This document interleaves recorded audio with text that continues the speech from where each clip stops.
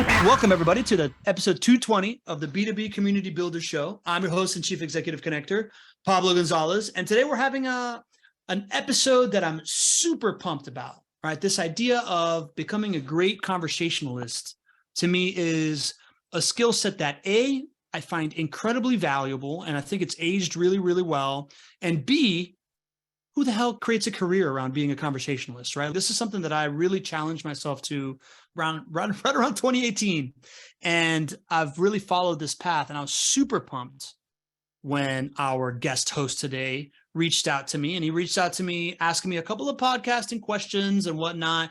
And I was like, you know what, man? Let's have this conversation. Let's have it on my show. You can interview me. And we're gonna expand the tent a little bit about what you're trying to find out about in podcasting. We're talking about how to have great conversations and how can this add value to your life. Podcasting is going to be a big part of this. But guest hosting today is the rising star phenom of the community world. He is the host of Community Life podcast, amazing podcast, one of maybe two podcasts that I've cried on, because he goes super deep, asks amazing questions, incredibly present, and makes you really feel heard, using podcasting and community building as a way to meet Duane "The Rock" Johnson. And also, I feel like you've kind of like leaned on this stuff, man, during a really, really hard time in your life, living in the Ukraine, being able to connect with people. Man, you're doing it phenomenally. My friend, Yurii Lazaruk, welcome to the show, my man. Yeah, Pablo, thank you so much. Like, it's so amazing what path we've done, like from the first time I heard about you on this David Spink's podcast, and then I immediately reached out. I immediately started to listen to B2B Community Builder Show, and then like having community life conversation, and finally we are here, it's like, and everything in 1 year. Like, it's like I don't know how the time flies, but yeah, it's super crazy. And I'm so super happy to talk about you and to learn from you. That's exactly why we are here, because I started asking you to share some experience with me, and that's exactly what you will do today. So yeah, I'm super happy to interview you here. Awesome, man. I'm pumped that it's you doing it. I missed something that Lori, as always, saves me. CMX Community Builder of the Year. That's no small feat, my friend. And right now, I want to welcome our community, right? We got Chris Miles checking in. Chris, good to have you here. We got our super connector, Lori Goldman, in the house. We got Pratiti Pathak, who I just hung out with this weekend. Speaking of podcasting connections, right? Friendships that change your life. I was at the wedding of my first podcast, like that I really got into, that he became my mentor. I then became via podcasting, right? Kind of like same stuff. Like I would reach out to him to ask him things, and then I became friends with him. Then I went to his wedding, and Pratiti was on my podcast, who I've become dear friends with, met up with her in Pennsylvania, right? So these are real. Mitko Ivanov, the category king of podcast guest outreach over there. He's in Kansas City right now. Love that. Who else we got? We got Annette Torres checking in. We got STK, Suzanne Taylor King. She's a star of the next show. She's launched a super compelling community. We're going to pick her brain about that. She's coming on, and I see a couple other people that are here but haven't checked in. Welcome to the show. This is completely interactive. Use the chat to make a friend. Use the Q&A to like ask a question if you want to steer the conversation a particular way. Yurii and I will build it in. But right now I get to let go of the reins a little bit, man. Yurii, you are here as the host of the show. Go for it, man. Yeah, exactly. No, Pablo, it's interesting. But when I reached out to you, I asked you about podcasting, and then you turned the whole thing to conversations. So, okay. Tell me, what's the deal with these conversations? Tell me more about that. Thanks, man. Yurii and I planted that question to start the show, just so everybody knows. Man, the stuff that is working for me really, really well right now, the only reason I'm able to be an entrepreneur, the only reason that I have this company and this team and these clients and all this stuff that I'm working at, and the only reason really that I get to chase a mission, right? This idea that I came up with of community creation as the future of business development and be very fulfilled with purpose. The only reason why I'm able to do this is because of the formations that I had in between 2009 to 2017, starting young professional groups for charities, getting super involved with charities, and starting getting very, very involved in the Miami community at networking events. And what I realized was that at each of these events, being able to walk into a room of people and approach that room like if it was my own personal library, right? Seeing it as the ability to walk up to any book, open it up and start perusing has added so much value and knowledge to my life.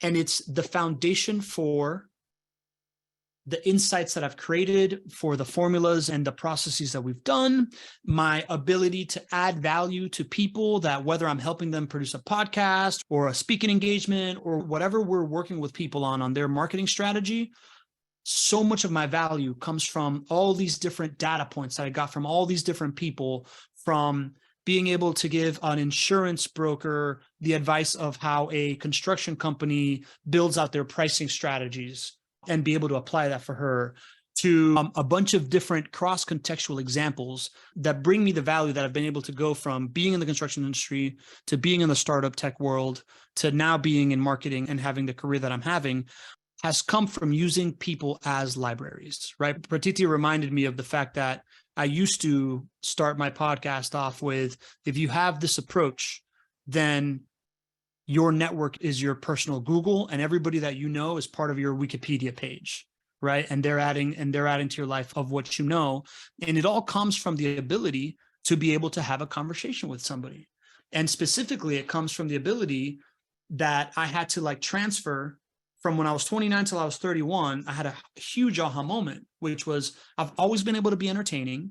I know how to like be funny and energetic and whatever and get attention, but it was only going to take me so far.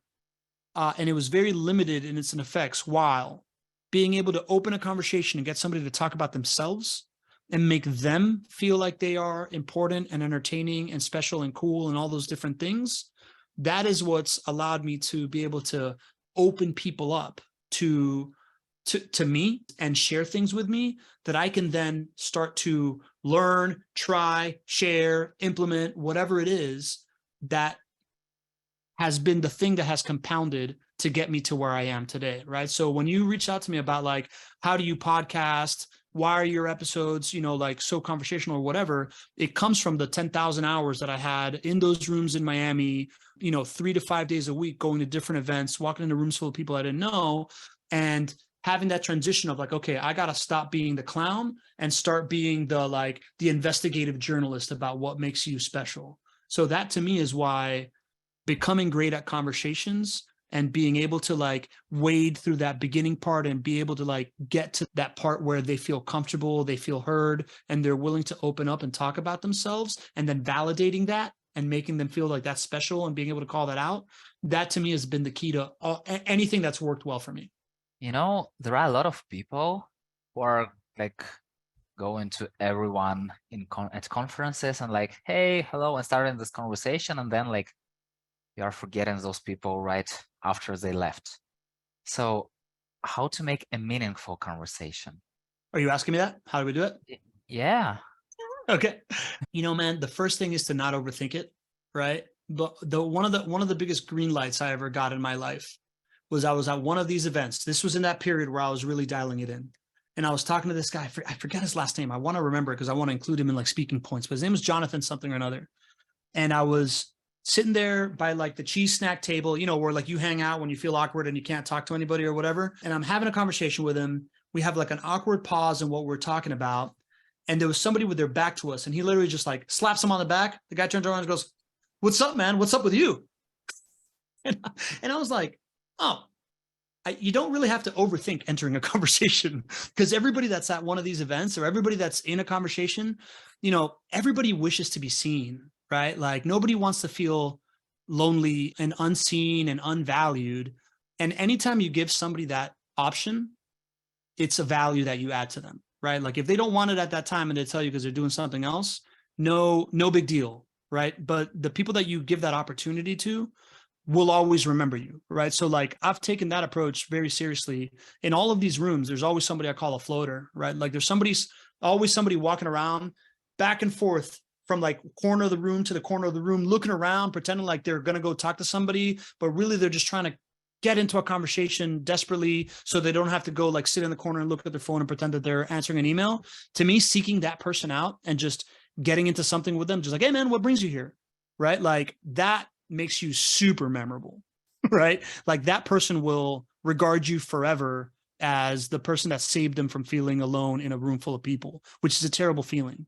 And then once you get into that, right, how do you facilitate that is what I just said. I ask people what brings them there, which is very different than what do you do or where do you come from or whatever, because it's not a one-word answer, right? If you open up conversations, allowing people to talk about what's valuable to them and letting them give you a glimpse into what their priorities are, then you have the foundations to talk about something meaningful. And beyond that, it's just practice of like understanding when people say, oh, I'm here because, Lori told me that you're a great guy and I should talk to you.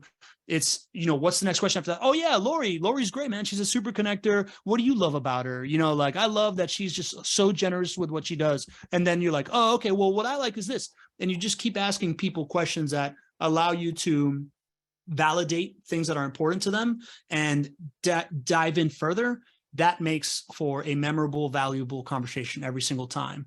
And with business people, you take it the same way. It's like, what are you working on these days, man? Like, if they're like, oh man, I barely got here because I was super busy. Like, yeah, what'd you just have to turn off to get here, man? Like, what's holding you down, right? And if they start talking about it, you'll find something where you can be like, oh, that's cool. Well, oh, your email's backed up. I don't know. There's this tool called Superhuman. Have you ever used it? Right? Like you just start getting glimpses into what's bothering them, what's important to them. And the more that you just poke around to like add value to that, you're endearing yourself to them, but also you're learning from people like where they struggle and how they solve it. And over time, that really compounds as a giant valuable asset, because I'm living testament of that. Yeah, like I totally get it.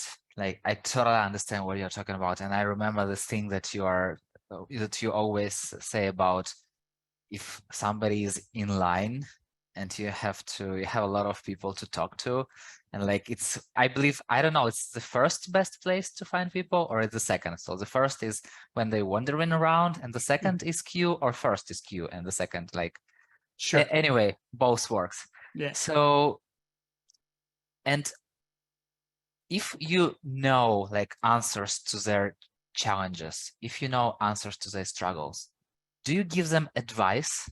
Man, what a great question. That's a tough one, man, because there is such thing as like being the advice monster, right? And I've become acutely aware that white males feel very entitled to be able to do that all the time, right? Like the whole mansplaining thing. I get it, man. I'm a recovering mansplainer myself. Normally, I try to give advice. I think my wife just laughed in the background. Yeah, that's her laughing. Normally, what I try to do is if there is some kind of insight into something that I can provide for people, is ask them, oh, have you ever heard of, like ask them a question exploring, either from the, oh man, you know what? I've heard of a couple people doing something like this and I may have some advice. Are you open to some? Right? Or I'll say, hey, have you ever thought about that thing from this perspective? And I just probe around to understand if they really want that. Sometimes they don't. Sometimes they just want to vent, right? Like, and sometimes you'll give the advice, and the important thing is to just be able to walk away from it without being like, yeah, but I have it for you. Like, good, take it. And just kind of, be able to just be like, yeah, I heard that. And if they just glaze over it, just be like, okay, cool. That's not what this person wants to talk about. Continue, Yes. And like you told that you have like 10,000 hours of practice. Still, what are the foundational skills needed to have a good conversation, and how can somebody develop them if they do not have the same practice as you?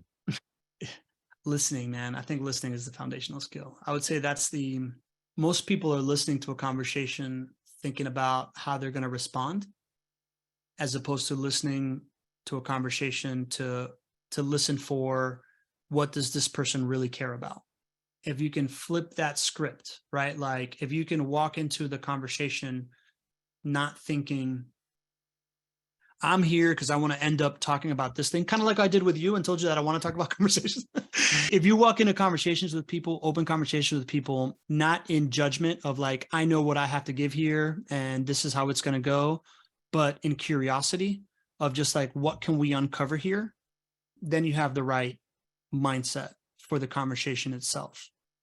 Beyond that, I think what you do very well, which is presence, right? Like be zoned in on it and be listening to that person and follow along with expressions and, try to mirror what they're doing and get wrapped up into what they're saying. And beyond that, it's just the ability to ask questions, right? Like getting the person in front of you to talk should be your goal, as opposed to where can I speak, right? Like if you get really, really good at being part of a conversation where that person spoke for like 30 minutes and you got 5 in and they're like, oh man, I feel like I just talked. He's like, no, that's great. Because that person, and this is going to sound really selfish, but like you have a conversation, like that person feels great when they leave and they feel indebted to you in some way. Right. So if what you were trying to do is like build friendships and build relationships and things like that, then this goal of how can I ask as many great questions as I can and get them to speak as much about what they care about as possible in order to get there really requires this like really intentful listening and a deep care and a deep belief in the understand that that person in front of you has learned something that you've never known before and could be very valuable to your life and to someone you love. And your job is to figure that out. What was the craziest thing you've learned out of the conversation?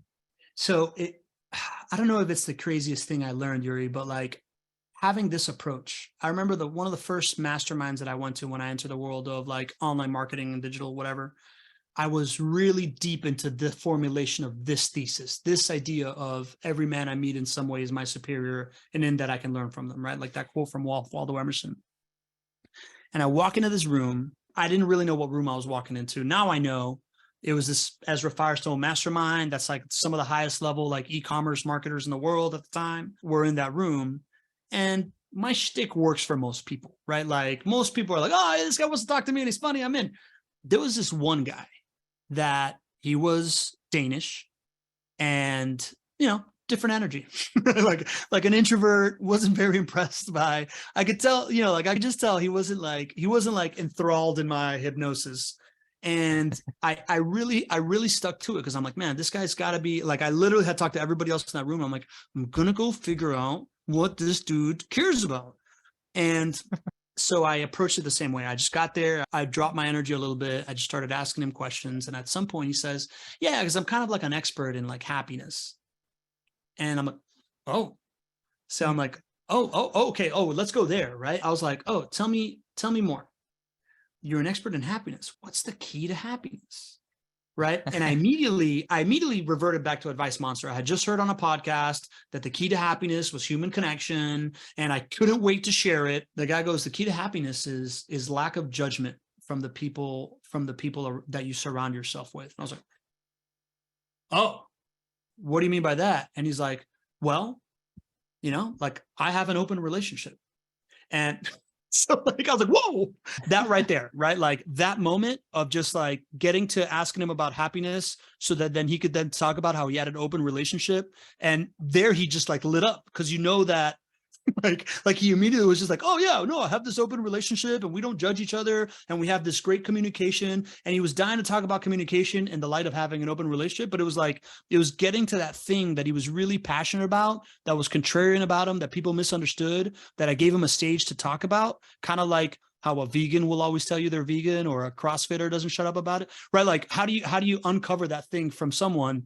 But that was crazy. I did not expect this dude to like lend to having an open relationship and that being the key of how I connected with him. And that was January 2018. Still really good friends with this guy. This guy's a world-renowned SEO expert that puts on events around the world, calls me for advice on stuff. I call him for advice on stuff. He's a genius, maybe one of the smartest guys I've met in the last 5 years.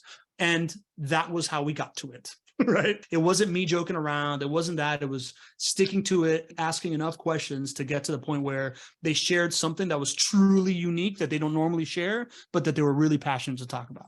Did you ever have this situation when somebody was talking for 30 minutes and you like, I have no clue what they're talking about? Oh man. Have you? Yes. How does that happen? It was some kind of conference. I don't remember like for sure, but it was some financial stuff. Yeah. And I was kind of from marketing and sales side, and this guy was from financial, and they start to talk about this return on investment and all this crazy words. And I was like, yeah, tell me more. Okay. Yeah. Yeah. Yeah. Okay. Yeah. Okay. Yeah. So, and you know, I would say that he was kind of selfish because he like didn't care. It was enough for him. Like sometimes I asked follow-up questions. Sometimes I like reframed what he told and like asked it from the different angle. He was like, yeah. Let me tell you about that. So it feels like he thought that I'm an expert, you know, and somebody who he can talk with, Yeah. like, but I wasn't an expert. And it Mm. was a crazy conversation for me because I was like, I didn't know when this moment will happen, when I will so screw up. You say whatever you want And on the show, man. It's cool. but it was fun. I Yeah. didn't screw up, you know? And we kind of like, he had a great conversation. I don't know what Well, he was talking about, but he so had a great here's conversation. where I challenge you, man. Like, I think you missed an opportunity there, right? If you were lost in that conversation at some point, then you had two options. You had like the option to be like, and then ask a question like you knew what he said and then just kind of let him keep talking. Or you could have been very vulnerable and genuine and be like, hey, man, let me stop you right there. I have no idea what ROI means. Can you explain that to me? And often the people that are speaking above that, right? Like that guy, I would give him the benefit of the doubt and maybe not say that he's selfish as much as he had no idea, right? Like most people are not that self-aware. And experts at a certain level are going to speak at that level and they might dumb it down a little bit, but they don't know that you're like here, right? If you would have stopped that conversation, be like, whoa, time out. I have never heard that acronym. Let's get into what that means. Then that guy would have been super pumped to like share his expertise with you. And you would have actually learned something if you had like the gumption to like do that, right? So I think that brings us to another part of what makes a great conversation, and that's authenticity. And in order to be authentic, you've got to have like the courage to be vulnerable and to ask that dumb question, right? Like talk about podcasts. You know, one of the podcasts that I host, the Not Your Average Investor Show, I host it with a guy that's, owns 300 rental properties, manages 5,000 of them. He's a world-renowned real estate investor. My job on that show for the first 2 years, now I think I know a lot about real estate, right? Because I've done 300 episodes on real estate. But my first 2 years on that show, my job was to ask that question, right? Like ask come again, what's a HELOC? What are we talking about? Right? Like, and as a show host, it's great to like phrase it. I was like, I know what it is, but like I got a friend over here and they don't know. So asking for a friend, right? But like that idea of being able to slow people down from their like expert perspective and bring it down to like a common person's perspective of how to understand it actually adds a ton of value to them because it allows them to slow down and like explain easier, allows value to you for you to be able to like understand the thing better and, not walk away from a conversation feeling like you just wasted 30 minutes. And anybody within earshot, if that was a 4-person conversation, right? Like 2 people standing around, or like you, me, and Chris Miles are talking to him, then you've allowed that person to come in and engage and like reach that level, right? So I see the role of the noble fool, right? Like that archetype that the kid from The Emperor Wears No Clothes, or I think Russians have like an archetype for that as well. The noble fool is a really, really valuable role in society. It's that person that's willing to ask the question that everybody may be thinking, but nobody has the courage to ask. That is a very valuable tool inside conversations, to just let that shit go and ask the dumb question. And you can use humor as a way to like defend yourself and be like, yeah, I know, but somebody else. Or you can just ask it outright, but it's always valuable. Yeah, exactly. I totally agree, like 200%. It was when I was kind of stupid and I was afraid of, oh, okay, I wasn't stupid, but I was afraid of being seen as stupid. Yeah, you're afraid of And it. yeah, exactly. And now that's exactly how it works. Now I just like ask the stupidest questions, and if like people tell me like it's a stupid question, I was like, yeah, I know, right? So, Right? Yeah. yeah. Embrace it. Yeah. And after that, like everything makes better. And also what is the funniest part? This person will remember you and like, oh, that's the guy who asks stupid questions. So It makes you anyway, super memorable. Yeah. whatever, like they still Yeah. remember. Yeah. So, and it's cool, and it's really super fun. But once again, what is your recipe to asking good questions?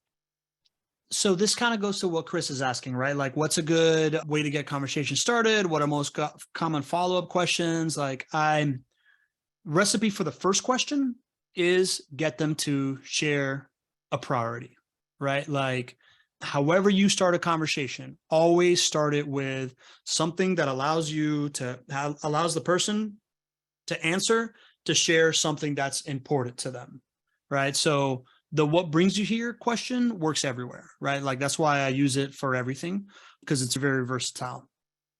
Other questions you can ask is like, hey, what are you hoping to get out of this? My friend Jerry likes to ask people, what sets your soul on fire? Right? Like, what is some people like, what? They never even had that question. Sometimes I'll be like, so what's your story?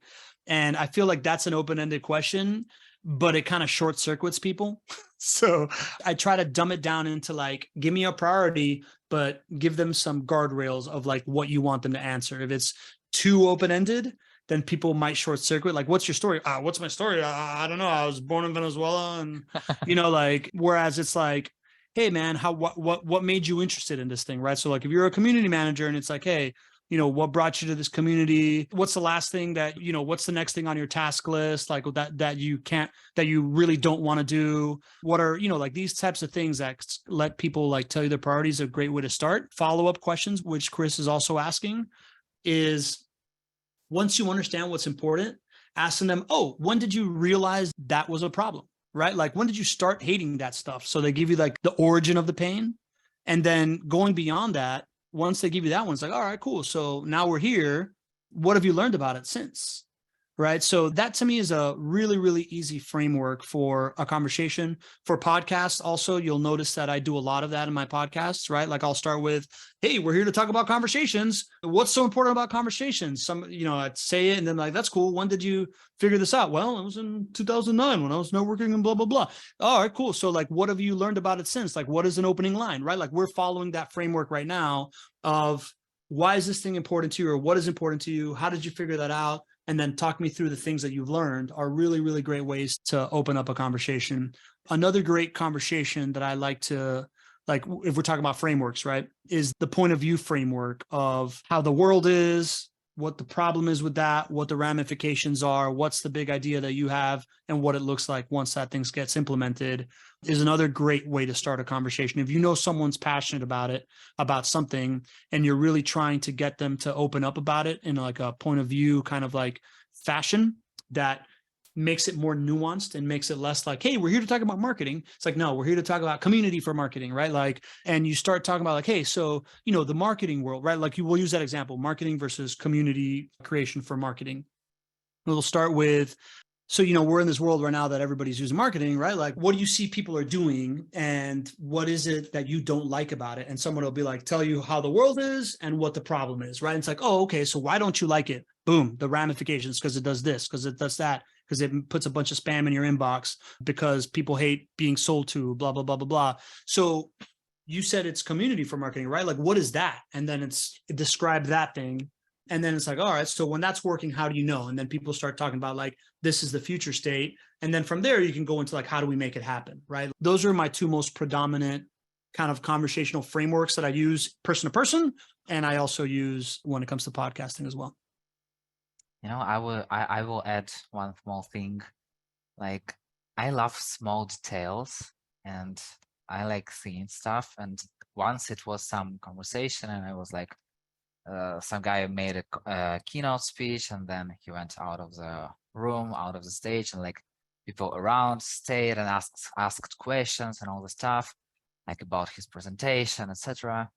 And I was like staying and watching at everyone, and I saw that everyone has watches and the speaker not. And I was like, why don't you have watches? And he was like, I have two small kids and they like breaks everything. I even have my glasses broken and my wife is at home with two small kids and she's waiting for me and she just stopped working. So oh my God, I forgot to make selfie on a stage. I wanted to send it to her. And that's how we started, like to get in personal, and it was so fun. like remember this and Yeah. like And think about all the details about his life that he just shared with you that you can now like talk to him about, right? Like when you, that's a beautiful thing, man. Like you find a anytime unique I meet observation and him, ask him why. I'm like, how's your wife? How are your kids? You know?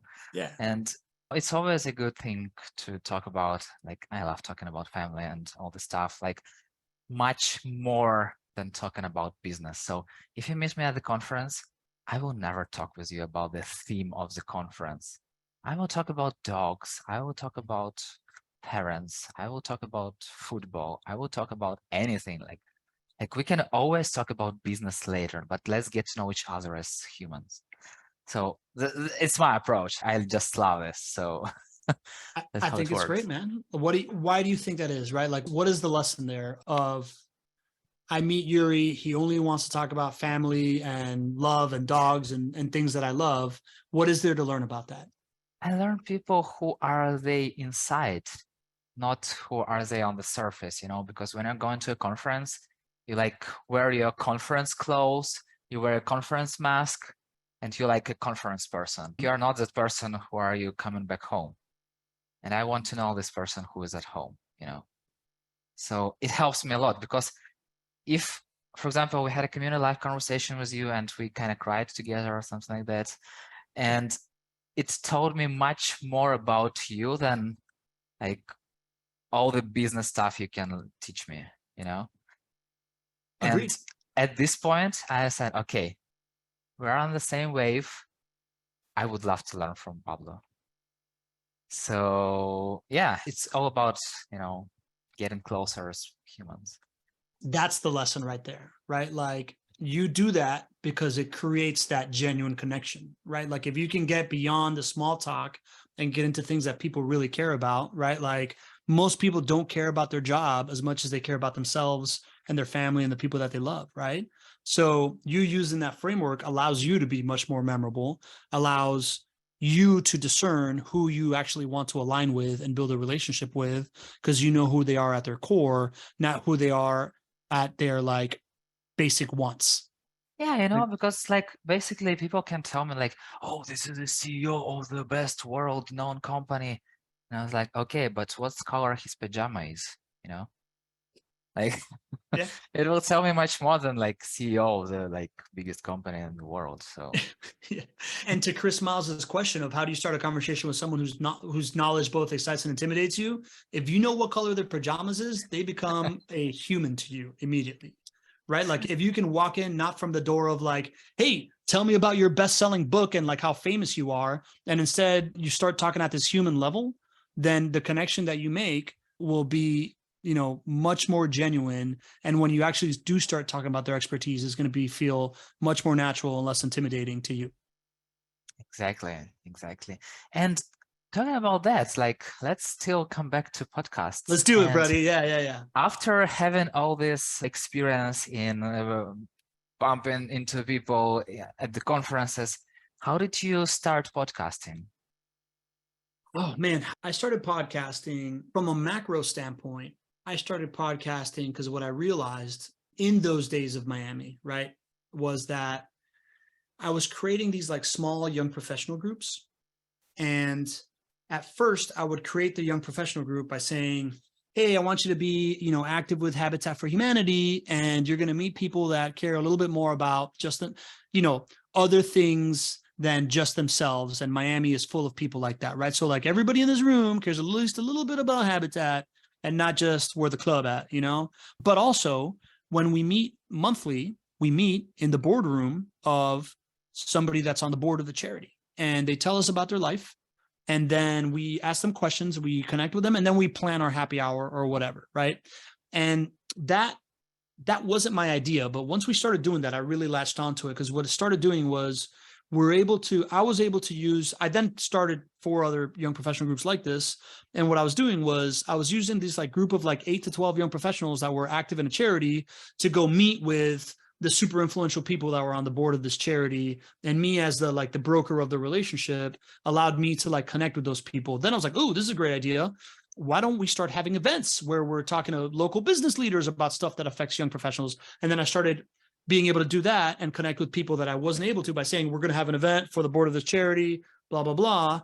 And then at some point I just realized that like, I started leveraging that as a business developer. And I just realized that having a stage was important, right? Like having some kind of stage that I could leverage would get me meetings with people that would not have taken my call or did not want to meet me for coffee, right? So I wanted to get into the moment that I realized that that's what podcasting was, I wanted to get into it. And of course, I think like most people, you think, oh, I've listened to a bunch of podcasts. I want to start a podcast. And it's going to be exactly like School of Greatness by Lewis Howes and blah, blah, blah, blah, blah. So you kind of belabor and delay all these things in order to get it started just right.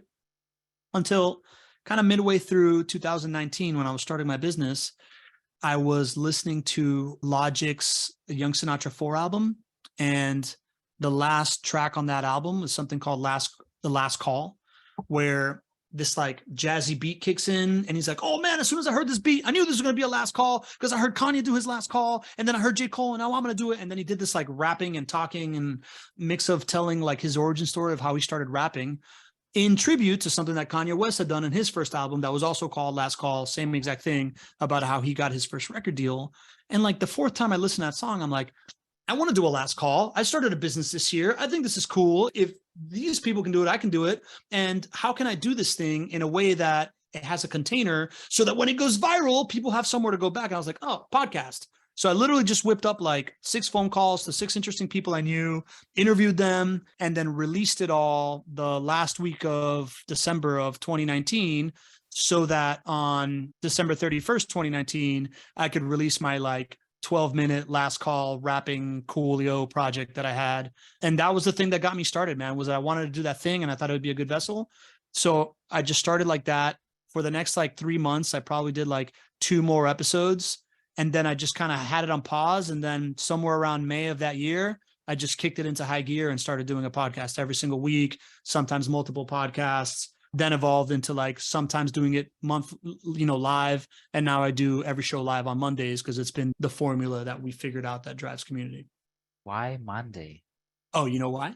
Because most people, right? We do this like live internet talk show thing, right? Like we evangelize this thing and we do this as a service for clients. And we also teach people how to do this. And every time people want to do it, they're like Tuesday or Thursday at 12. Let's do it Tuesday or Thursday at 12. And it's the same as when I was doing the young professional events. Everybody wanted to be like, oh yeah, let's do Thursday happy hour, the 3rd Thursday of the month happy hour. And what you realize is that everybody that does something like this thinks of the same thing, right? Like just like every happy hour was the 3rd Thursday of the month on a Thursday, every like webinar or live stream that people do is like Tuesday or Thursday at 1 p.m. or something like that, right? So I was like, man, what's a different time of the day? You know, nobody ever does anything on a Monday. I feel like at the end of the day, Monday, you know, it's something that you can ritualize, right? Like nobody has something planned at 4 o'clock on Mondays, but you know, if you hit your Monday hard and you're like, man, you know, I just get to Monday morning and you got stuff to do, by the end of Monday during the day, I think it's another opportunity for like, okay, cool. I also want to start my week off with like a little bit of energy, some entertainment, some good ideas. And I thought that Monday, you know, this like end of the workday Monday thing would be an open space for people and it would be valuable to people. Great question. Nobody's ever asked me that. Okay, so conversations, access to people, connections. What more do you love about podcasting? Ah, man, it's I am intoxicated by the access to people, man. Like I really am, right? Like I just went to this weekend. I was at the Justin Schenk's wedding. This was a guy that was like a top 5 podcaster and like top 5 podcasts for entrepreneurs in Inc. magazine. Like 5 years ago, he's got like a top 1% podcast. You know, if I didn't have a podcast, I don't know how I would have become friends with him, right? Like the ability to like reach out. And at first I reached out like, dude, I love your show. And, you know, I always reach out to people adding value as much as possible, like giving them free testimonials, telling them whatever. When he had an event, I bought a VIP ticket and I convinced a friend of mine to go, right? But like, then it was when I had him on my podcast that we started really getting to know each other. And now he's been on my podcast a couple of times. I've been on his. Guys like Christopher Lochhead, right? Like I'm obsessed with category design. It's one of the top selling business books of all time. And just because I have a podcast, I could reach out to the godfather of the discipline and have him on my show and have a conversation and get to know him and show that I care because I introduced him in a particular way and I'm asking him great questions. And now I've like had coffee with him in Santa Cruz, California, right? Like a podcast really is a way to meet your heroes. And it's become much more than that for me. Like I now have, I have this like my group of friends from childhood. I got my group of friends from college. I got my group of friends from California. I got my group of friends from Jacksonville. And then I have my group of friends from the podcasting world, which, are very near and dear to me. And especially during the pandemic, I was able to just completely up level my network and make all these interesting friends that if I was just sitting at home, not podcasting, wouldn't be in my life, right? Like people that are on this call right now, like Pratiti and Lori and Suzanne and like it would have never happened. I wouldn't have all these friends that I consider incredibly dear to me now if I hadn't podcast. So it just really starts and ends with access to people, to be perfectly honest, of what I love, right? Like there's other useful things that drive revenue. Okay, so Chris commented about the Dwayne "The Rock" Johnson, and if we're talking about getting a cool person on a podcast, so if you were me, how would you approach getting Dwayne "The Rock" Johnson on a show? I love this question. You can get to anybody if you find the way to serve the people that hold the doors to the keys that you want to open. Right? I'm pretty sure you've heard me say that before. Dwayne "The Rock" Johnson, right? Like there is layers of people around him that, you're not going to reach Dwayne "The Rock" Johnson to be on your podcast like this. You might, Yurii, to be perfectly honest, right? Like the story of being a Ukrainian refugee in Poland and using podcasting to, to like move up, right? Like you put a great story out there and you have enough people share it and it goes viral or whatever, like you have a legitimate shot at that. For the average person, and I say that with all due respect, right? Like I know that that's a real thing that you're going through and you don't want to like sell that thing, right? Like I feel the same way about my brother's story, right? Like my brother's passing is the reason why I'm so passionate about community. I feel weird talking about it, but like a story really does open people's hearts and minds and stuff like that, right? So that is one thing in your arsenal that you can use to get to Dwayne "The Rock" Johnson. The other piece is, man, Dwayne "The Rock" Johnson has multiple layers of people. Like figure out what he cares about, right? What charity is he involved in? Can you have the executive director of the charity he most cares about on your podcast? Probably. Like much sooner than you're going to get him. Can you get, like, to me, I always think about the charity angle because it really moves the needle, right? Like if Gary Vee wasn't so accessible, I would figure out a way to get really involved in Pencils of Promise because I know it's like the one charity that he really cares about. Luckily, Gary Vee does all these other things and I've met him like 5 times, right? So not that I know him, but it's easy. He's easy to get to and get a selfie with. But that's the move, right? Like combine the idea of how can you get close to somebody within his inner circle based on your podcast to then get there, share your story, talk about, who else, like try to map people around his solar system so that you can show up in there, like doing things guilty by association on a stage so that becomes much more normalized. And then that introduction is going to happen either because that person's going to introduce you directly or by co-creating content with people that are somewhat close to him in some way, you're going to land on his radar and then that story gets you in the door. Yeah, great idea. I'm starting it right now. Do it, bro. Okay, so, for me, the hardest part is preparation for the conversation, like to check the person, to find some good questions, to try to understand this person before having a conversation, and then to like understand if I understood this person correctly during the conversation. So, but before that is finding guests. So tell me, how do you decide who to invite to the podcast and why? I mean, for me now, Yurii, when I first started my podcast, I was just like, I want to meet this person. I'm going to invite him on my podcast. So it was just whoever sparked my interest. Nowadays, I use my podcast as a very like tactical tool for business development.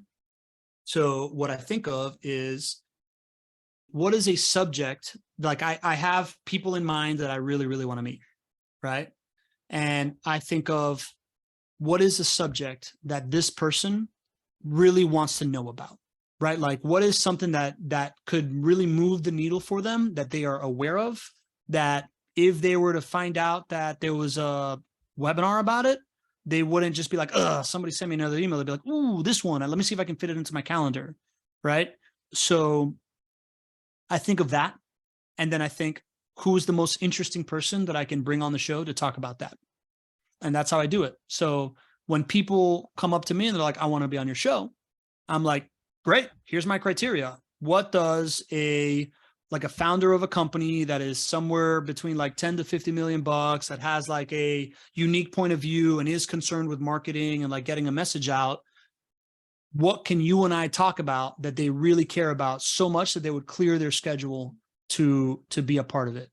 And if you can't come up with that, then we're not ready for a podcast yet, kind of thing. Right. So I use that as kind of like my filter for when I, to have people on and not blame myself. And then every once in a while, man, just something I really want to do like this. Just having some fun, Yeah, listen, I don't think that any of my clients would be like, "Ooh, be a great conversationalist. Sure, let me go to Pablo's show for that."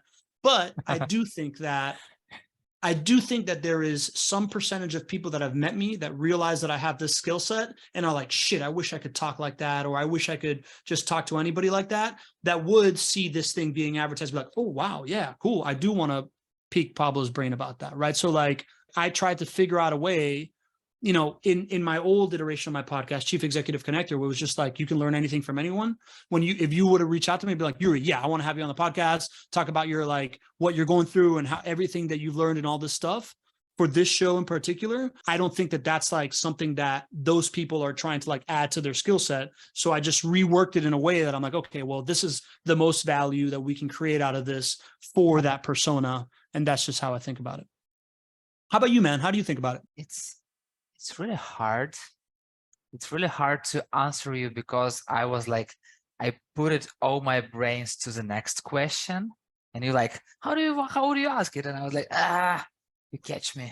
It's a little hard for me to answer right now. That's fine, man. And listen, you are podcasting with a much more open kind of umbrella, right? Like I see you as somebody that is the tool of podcasting is you're meeting people that you want to meet. And I think that if I look from the outside in, you have networked your way deep into the community world because you can reach out to anybody that is known for community or whatever, and you've had him on your show. And I see that as like something that you're passionate about and you're inviting people in. And to me, that's a perfectly good excuse to have a podcast, right? If 0 people downloaded your podcast a week, you would still be super pumped that you had the podcast because you've created the relationships that have gotten you to be CMX Community Guy of the Year. And you know what? This sentence just turned on my mind. It's just almost midnight here right now. I got you. So my mind is here. And how do I choose people? It's just accident. Like I have a list of people like who I admire for some reason. Maybe we met in the CMX community. Maybe we met in community club. Maybe I heard somebody on a podcast. For example, Francisco Arizmendi, I have conversation with him. I heard him on your podcast. Oof, and I was like, I need to connect with him. So that's how it, and I immediately messaged him after listening to his episode on your show. Then like 4 or 6 months later, we had this conversation. So I just have a list of people and just random stuff. I don't know. I just like people that interest you. I just open this list. Okay, I want to talk to this person. And then I reach out and then, then life comes into the way, because sometimes people are like, I'm busy. I can't do it right now. I can do it in 2 weeks. And then like, I'm starting to, but I never schedule like more than 2 weeks ahead. Yeah. Like it's all accident, all by accident. And Chris asks a question: who is a person you really, really want to meet, Pablo? I'm assuming that he's asking from like a just person in general, right? Not like who is a client that I really want or whatever. I would love to hang out with Outcasts some more, right? Like these guys, these 2 guys right here, Andre 3000 and Big Boy. I would love to spend some time with. Yeah, Big Boy specifically. I really want to like hang out with Big Boy. Did you have any challenging situations during a podcast interview? Not much, man. I had one person that, doing this live thing makes it a little bit more complicated. And I've had one person that like their internet just crapped out like throughout it. luckily, doing it live has another great benefit, which is the community that's here, right? So if your connection were to go away, I would literally just open it up and start talking to the people here and having these conversations. Yeah, Mitko was there for that, man. It was kind of awkward, but like luckily, right? And this is actually about to happen, right? But at 5:30, we have a design to be like the open mic relationship driven growth strategy sessions. I'm always prepared with a couple of things to share. And I'm always asking people to like come and ask questions and have insights. So I have like a backup plan built in, but no, man, I can't say I really have. Like I've really only had good experiences. And I don't know, man. I think it's because I'm a really good conversationalist, right? Like it's literally impossible for you to like show up and me not get to like have you speak and sound interesting, right? Yeah, I totally understand you, like Yeah. 200%. Thanks, And man. frankly speaking, I can ask you forever, but what is one question I should have definitely asked you, but didn't? It's a great question, dude. That's, by the way, that is an awesome question for your conversation repertoire, right? Like I've used that question in job interviews, right? Like finish a job interview with like, hey, I'm new to this job interview thing, right? Like I've only tried to get a job like twice in my life. I would love to know from you if there's anything that you thought that I could have done better or something I could have asked you that I should know about, right? Like crushes. I do that in podcasts, right? Like you've seen this, right? Like anything else. I took that from Christopher Lochhead, right? Like Lochhead talks about this idea of just like asking somebody anything else, right? In my onboarding processes, I'm always like, hey, what are people not asking you that you have this like opinion on, right? So I think that's a really, really good question. What's a good question that you could have asked me? I don't know, man. From like, I appreciate you adapting to this like idea of the conversation thing. We definitely got into it and I think you nailed that part. I do remember you wanting to ask deeper podcast conversations of like, how do you make someone feel comfortable? I think that's a pretty good one. Maybe even the value of self-deprecation, I think is a good thing to go down, right? Like if you're the first person to like make fun of yourself, then it makes people, really comfortable. It's kind of like down the same path of the noble fool, but, or, if instead of like not knowing what ROI is or what something else is like, hey, listen, I can't do math, so don't expect me to be finance, but like, can I do that? Right. Like asking, prefacing a question, making fun of yourself a little bit, I think is really, really valuable. I think moving your face while you talk especially when somebody else is talking, right? Like doing like when you're speaking and I'm like leaning in like this and doing these things, I do that really, really deliberately because it's this like great feedback loop that makes you feel good and feel like I'm engaged and even injects more energy into what people are saying, right? Because if you're just talking monotone and I'm going like this, you're immediately going to start mirroring that because we kind of do that and it'll inject more energy into a conversation as well. Those are two pretty good things that I could have shared, but I didn't expect you to ask about. Great question. Yeah, okay. So basically, I know that we are running out of time. So back to you. Dude, Yurii, you did awesome, man. Yurii, how do people get a hold of you, man? Like, how can anybody that's here that just like heard you doing this, they want to connect with you, what's the best way to get into your world, man? Yeah, pretty accessible on LinkedIn. And because if you just type Yurii Lazaruk, I believe there are not that many people with the same name and surname. I'm a big fan of CMX community. It kind of saved my life, when the war started, because it helped me to become a community consultant worldwide, even though I had no experience internationally. I just had experience in Ukraine. And also I'm a part of community club. So basically all the best communities about communities, but yeah, definitely. If to reach out personally, DM is like definitely LinkedIn. So anytime, anyway, what fits people better. And we will link to all that stuff in the show notes for anybody listening to the podcast episode. I recommend everybody connect with Yurii. He's great.